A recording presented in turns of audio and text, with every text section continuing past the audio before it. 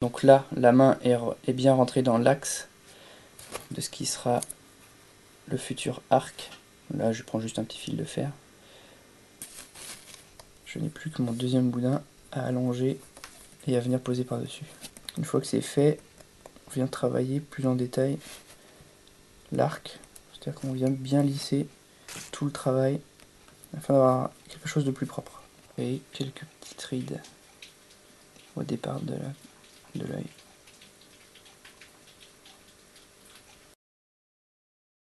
Deuxième pli. Et toujours je m'appuie sur le muscle. J'essaie d'être le plus fin possible en créant ce pli. Après évidemment, on peut toujours aussi retirer au scalpel une épaisseur un peu trop importante. Là, comme j'ai l'habitude de travailler, en fait, j'ai pas besoin de le faire. Mais comme ça va faire un petit trou où je vais pouvoir mettre ma patte. Ça sera beaucoup plus solide après. Donc ce sont des bottes à la hongroise, donc qui montent pas trop haut, qui sont un peu moulantes. Si on veut, on peut dessiner un petit peu le haut de la botte avant de poser la patte. Ça peut être un guide. Donc des fois on triche un peu, on exagère un peu sur les plis. Mais bon, il faut quand même rester dans une certaine logique de la pose, quoi. Une fois qu'on a lissé, là je vais en profiter pour faire la séparation du vêtement. C'est pas forcément super aligné, hein, donc on peut faire un petit décalage, ça serait pas plus mal. On va régulariser au pinceau, qui n'est pas très rond pour l'instant.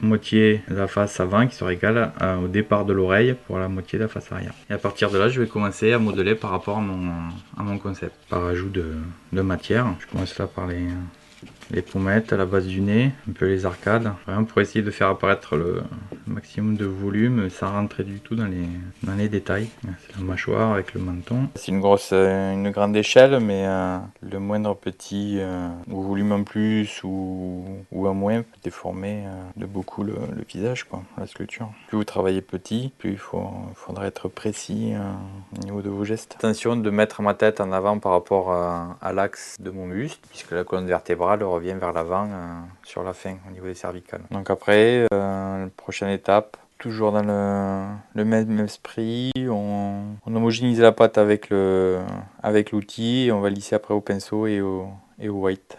Et donc je trempe la petite spatule en bois de temps en temps à l'intérieur pour la réhumidifier. Donc là, application de milliput aussi en continuité sur la jambe pour éventuellement, si la pièce subit des traitements un peu brutaux, qu'il n'y ait pas de cassure en fait à cet endroit-là, ce qui ferait que le torse en fait basculerait. Un personnage qui est peu marqué musculairement à cet endroit-là, donc il va falloir que je remplisse pour avoir une espèce de progression vers le bas-ventre qui est son gros bourrelet. Voilà, il ne faut vraiment pas hésiter à se poser, à avoir un regard d'observateur sur sa pièce et pas uniquement vouloir tout terminer et se rendre compte à la fin, oh mince, ça va être plus compliqué que prévu, il faut que je reprenne ça. Il nous parle un petit peu de la matière dont est fait le short là en question, vu que c'est un short. Au passage, on remarque là que l'action du pinceau gomme, en fait, elle rematifie la pièce. C'est une chose que je vais faire sur l'ensemble du modèle pour estomper cet aspect brillant en fait, qu'on a après le passage du White Spirit. On forme au début assez sommairement avec mon outil en bois. On peut utiliser un petit pinceau gomme pour profiter de la forme arrondie. Bien nettoyer son pinceau gomme quand on l'utilise avec du milliput parce que c'est le genre de choses qui les fait mourir. C'est une boucle avec un angle. Et les bras, en fait, ils vont repartir du dessus de cette boucle. Utilisé Alan pour faire le fourreau du Tipoy, sauf que là, au lieu d'être en milliput, c'est du Magic Sculpt, mais la méthode est rigoureusement la même. L'important, par exemple, c'est de bien vérifier que les courbes restent harmonieuses pendant qu'on est en train de faire ça, et de pas trop s'emporter sur des plis, sachant que on n'est pas encore rendu à ce stade-là.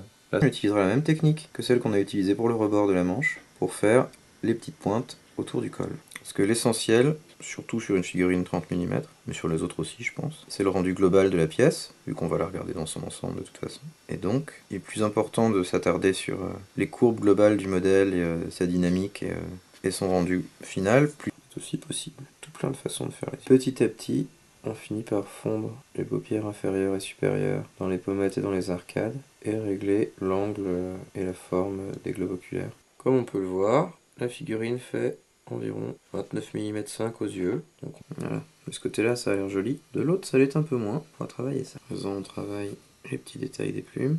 On voit que dessous, on voit encore les armatures. Faudra bouger ça après quand ça aura un peu durci. Comme c'est des plumes d'autruche avec des longs cils, on va dire. Je sais pas si c'est comme ça qu'on dit. Je pense pas.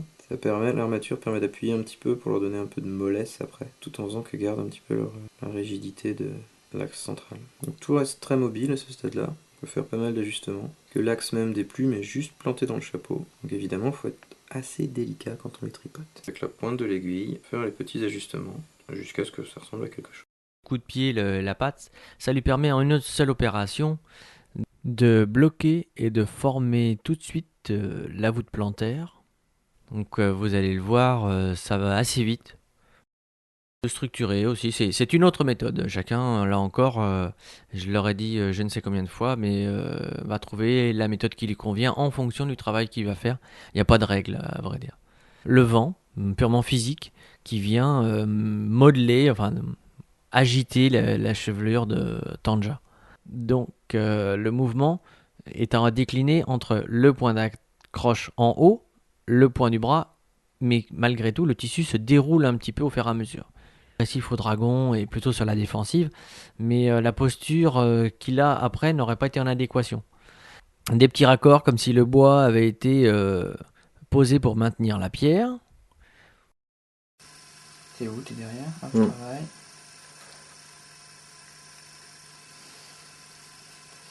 Et j'ai écrasé ma main.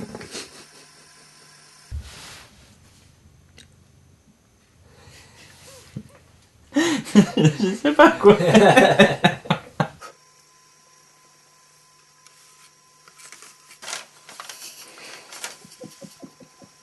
Donc faut vraiment que je fasse comme ça. Ouais. Et puis après, tu resteras à regarder la caméra pendant quelques minutes. Enfin, pendant quelques secondes. Minute, ok. Allez, vas-y.